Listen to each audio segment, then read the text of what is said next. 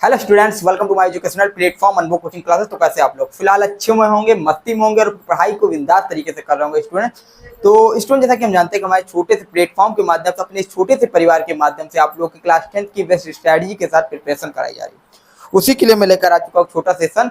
आज की इस छोटे से लेक्चर में, आज के छोटे सेशन में हम आज बात करने वाले हैं क्लास 10th के जो साइंस है उसमें से कुछ इंपॉर्टेंट टॉपिक, इंपॉर्टेंट क्वेश्चन।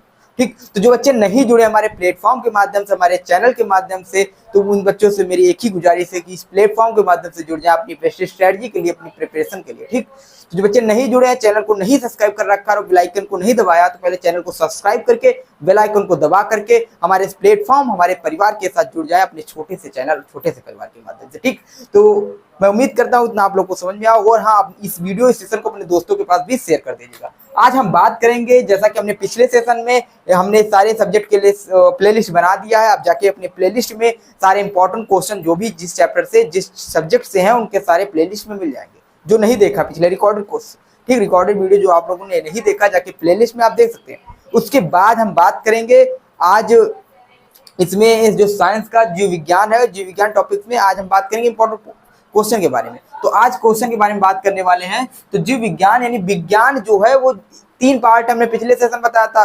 जीव विज्ञान, रसायन विज्ञान और भौतिक विज्ञान, यानी फिजिक्स, केमिस्ट्री, बायोलॉजी।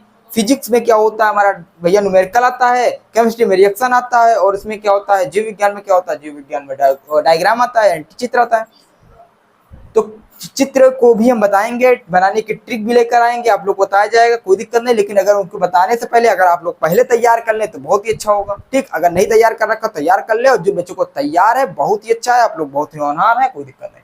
ठीक, विज्ञान, जो विज्ञान होता है, ये विज्ञान हमारा तीन पार्ट में डिवाइड, अभी हमने बताया। साइंस जो है तीन पार्ट में define, chemistry, biology, physics, chemistry. अब हम लेकर आए हैं बायोलॉजी के बारे में। आज क्या बात करेंगे, बायोलॉजी के बारे में बात करेंगे। ठीक है, ये बायोलॉजी के बारे में आज बात करेंगे। बायोलॉजी का मतलब होता है जीव विज्ञान। जीव विज्ञान के बारे में बात करेंगे तो जीव विज्ञान है एक महत्वपूर्ण प्रश्न। इसके बारे में महत्वपूर्ण प्रश्न क्या क्या है, तो नंबर एक आपका अगर बात की जाए जीवों में, जो लैंगिक जनन वाला चैप्टर है, यानी जीव जनन कैसे करते हैं।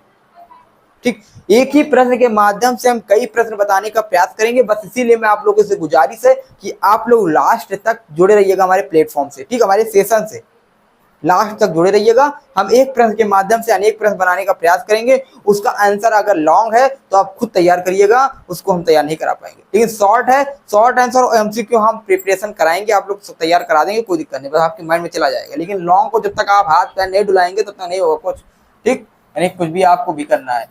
उसका देखिए हमारे पास यहाँ पुष्प में जो लैंगिक जनन, ये वाला लैंगिक जनन वाला, जीव में जनन कैसे करते हैं, यहाँ से क्या है, जीव जनन कैसे करते हैं। अब यहाँ से जो क्वेश्चन किस प्रकार का बनता है आपका, तो जीव जनन कैसे करते हैं, तो यहाँ से आपका जनन से क्वेश्चन बनता है।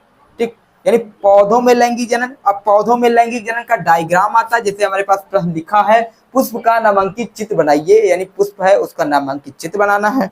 ठीक, चित्र बनाने के बाद क्या करना है, इसके विभिन्न चक्रों के कार्य लिखिए, यानी एक डायग्राम आता है, इस प्रकार पुष्प बना रहता है। ठीक है, इस प्रकार बना रहता है। ठीक, तो इसको बनाइएगा, डायग्राम आपके क्वेश्चन बैंक या वहां होगा, बना लीजिएगा। ठीक है, तो इस प्रकार डायग्राम रहता है, बुक में दे रखा होगा। उसको याद आता है जो नर जनन तंत्र आता है, ठीक है, और मादा जनन तंत्र आता है।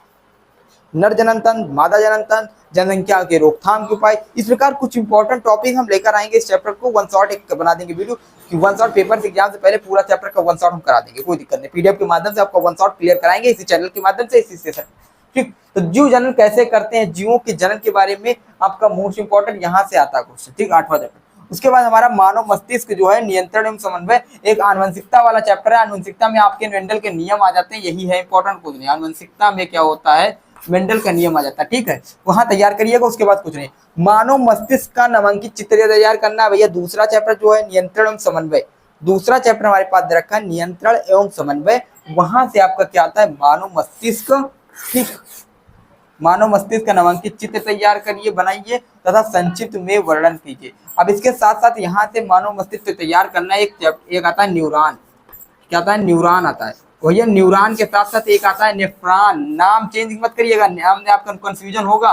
नेफ्रॉन, ठीक, न्यूरॉन और नेफ्रॉन में बहुत ही नाम में आपका कंफ्यूजन लाके के क्वेश्चन में, मतलब आपका बोर्ड एग्जाम में क्वेश्चन पूछा जाता है।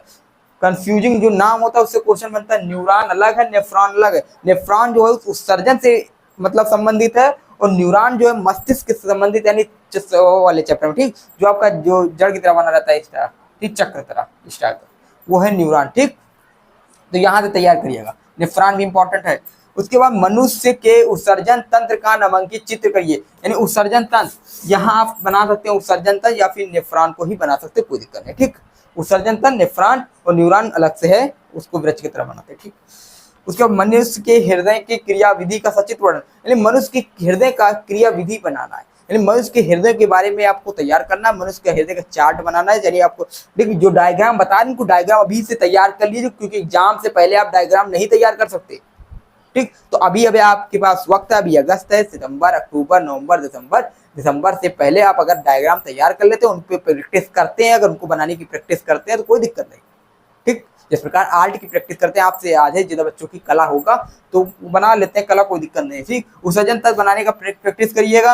हृदय, मानो हृदय जो इसके बनाने की प्रैक्टिस करिएगा। हृदय भी बनाने की प्रैक्टिस करेंगे, बिना हृदय बनाए मतलब बना के यहाँ से जाने से आप बोर्ड एग्जाम में नहीं बना पाओगे जब तक यहाँ नहीं बनाओगे, ठीक। तो बनाइएगा, हृदय बनाने का प्रैक्टिस करिए। उसके बाद मनुष्य के श्वसन तंत्र, श्वसन अंग को भी बनाना है, श्वसन अंग को बनाकर भी चलते रहिए, श्वसन अंग आपके लिए मोस्ट इंपॉर्टेंट रहने वाला है। उसके बाद आ जाता प्रकाश संश्लेषण। प्रकाश संश्लेषण में कुछ नहीं, रिएक्शन है, और उसके बाद पत्तियां हैं, पत्तियों को बनाइए, रिएक्शन को बनाइए करिए। उसके बाद आहार नाल भी आता है, आहार नाल भी आपके बोर्ड एग्जाम के लिए मोस्ट इंपॉर्टेंट रहने वाला, आहार नाल को भी तैयार करके चलना है। तो ये कुछ इंपॉर्टेंट क्यों है हमारे बोर्ड एग्जाम क्लास 10th वाले बच्चों के लिए मोस्ट इंपॉर्टेंट है, ठीक। जो बच्चे इनको अगर तैयार हैं तो बहुत ही अच्छे हुए हैं। आप इनसे प्रश्न बनाइए, इनको तैयार कीजिए, इनको थ्योरिकल करिए, इनसे प्रश्न बनाइए कि एमसीक्यू में भी क्वेश्चन बनेगा तो हम कर पा रहे हैं नहीं कर पा रहे, ठीक। जैसे अब मान लो आहार नाल में आपने मुख गुहा के बारे में पढ़ा, मुख गुहा में आपने लार के बारे में पढ़ा, तो लार ग्रंथि में कौन सा रस स्रावित होता है, तो कौन सा होता है, लार ग्रंथि में लार स्रावित होता है, ठीक। कौन सा रस होता है, लार रस स्रावित होता है। अब लार ग्रंथि में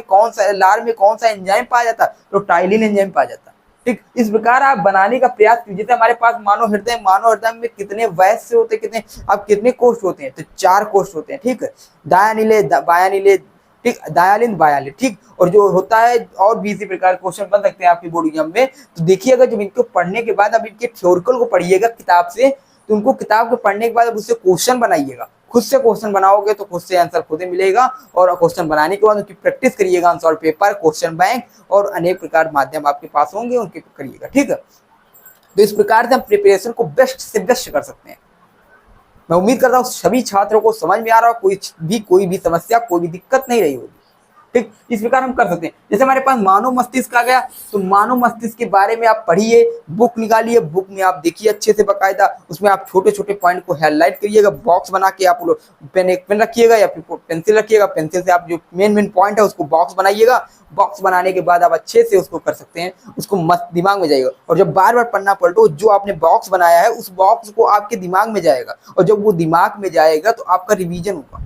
क्योंकि पढ़ते सभी छात्र हैं, सभी पढ़ाई करते हैं, लेकिन पढ़ाई जो टॉपर बनता है, जो अच्छी स्टडी रखता है, जो बार बार रिवीजन करता है, वही टॉपर बनता है, वही 95+ स्कोर करता है, ठीक। तो इस प्रकार मैं बताता हूँ, कोई दिक्कत नहीं। तो ये कैसे करना है आपको, जैसे यहाँ पर हमारे पास है, हमने कार्य को पढ़ा, अब जैसे हमारे कोई भी हमने नहीं याद हो रहा, जैसे ये मेन पॉइंट है, इसको बॉक्स बना के रख देना है, ठीक। इस प्रकार बॉक्स बना देना। अब बॉक्स बनाओगे, जैसे पन्ना पलटोगे आपको ये कार्य दिखेगा, आपके दिमाग में फिट हो जाएगा कार्य, ठीक। अब कार्य क्या है, लिखना है, आपने आगे पढ़ा नहीं पढ़ा, इस प्रकार आपके दिमाग में फिट होगा। इस प्रकार स्टडी रखोगे, इस प्रकार आपका दिमाग रहेगा तो IQ लेवल आगे जाएगा, और आपकी स्टडी की वजह से आप 95+ स्कोर करेंगे, ठीक।